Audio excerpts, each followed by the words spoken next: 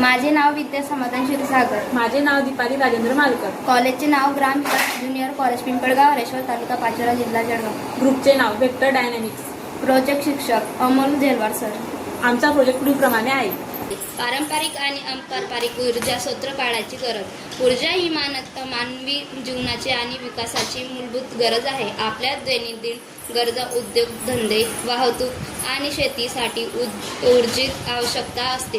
ऊर्जेत मुख्यत्वे पारंपरिक ट्रान्सलेशन आणि क्वांटिटी असे दोन प्रमुख स्रोत आहेत.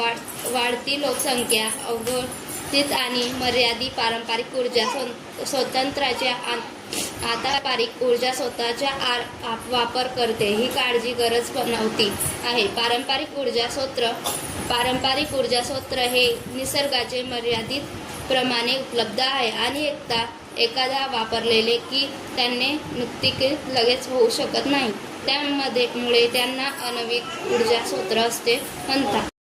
दगडी कोळसा, खनिज तेल, पेट्रोल, डिझेल, नैसर्गिक वायू, जीवाश्म इंधने, नकारात्मक बाजू हे स्रोत जाळण्याचे मोठ्या प्रमाणाचे कार्बन डायऑक्साईड आणि इतर विषारी वायू बाहेर पडतात, ज्यामुळे वायू प्रदूषण आणि जगातील तापमानवाढ ग्लोबल वॉर्मिंग होते. त्याच्यासाठी मर्यादित असलेल्या भविष्याचे त्याची टंचाई निर्माण होण्याची शक्यता आहे. पवन ऊर्जा, वाईट एनर्जी, पवनचक्की. माहिती: वेगाने वाहणाऱ्या वाऱ्यांची गतीज ऊर्जाचा वापर करून पवनचक्की वाईन टर्बाईनद्वारे वजन निर्मित केली जाते. पवनचक्कीचे मोठे पाते वाऱ्याने फिरतात आणि जनरेटरला वीज निर्माण करण्याचे चालवतात. फायदे: ही ऊर्जा अत्यंत सुरक्षित, स्वच्छ आणि आहे आणि प्रदूषण होत नाही. उपयोग: वीज निर्मितीसाठी, पाणी उपाशी करण्यासाठी, सौर ऊर्जा, सोलर एनर्जी. माहिती: सूर्याच्या उष्णता आणि प्रकाशाच्या ऊर्जेचा वापर सौर केला जातो. सौर पॅनल किंवा सौर फोटोव्होल्टाईक सेल प्रकाशाचे रूपांतर थेट विद्युत ऊर्जेत करतात. फायदे: भारतात सूर्यप्रकाश मुबलक प्रमाणात उपलब्ध आहे. ही ऊर्जा मोफत असून प्रदूषणमुक्त आहे. उपयोग: वीज निर्मिती, पाणी गरम करणे, स्वयंपाक करणे, सौर कुकर, सौर दिवे, पाण्यापासून ऊर्जा, हायड्रो एनर्जी. माहिती: जलविद्युत ऊर्जा, मध्ये वेगाने वाहणाऱ्या पिण्याच्या किंवा उंच जागेवरून काही पडणाऱ्या पाण्याचा वापर टर्बाईन फिरवण्यासाठी जातो, त्यामुळे वीज निर्मिती होते.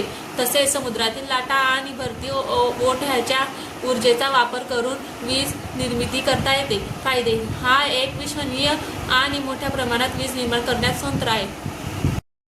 निष्कर्ष: ठेवण्यासाठी आणि पर्यावरणाचे रक्षण करण्यासाठी अपारंपरिक ऊर्जा स्रोतांचे स्वीकार करणे अपरिहार्य आहे. पवनचक्की, सौर ऊर्जा आणि जलविद्युत यासारख्या अक्षय स्रोतांना प्रोत्साहन देणे, याच्या वापरासाठी अनुदान योजना राबवणे आणि जनतेला याबद्दल जागरूकता निर्माण करणे गरजेचे आहे. आपण प्रत्येकाने सौर ऊर्जा किंवा इतर अपारंपरिक ऊर्जा उपकरणांचा वापर केला, ऊर्जा टंचाईवर मात करणे आणि प्रदूषणमुक्त भविष्य निर्माण करणे शक्य होईल.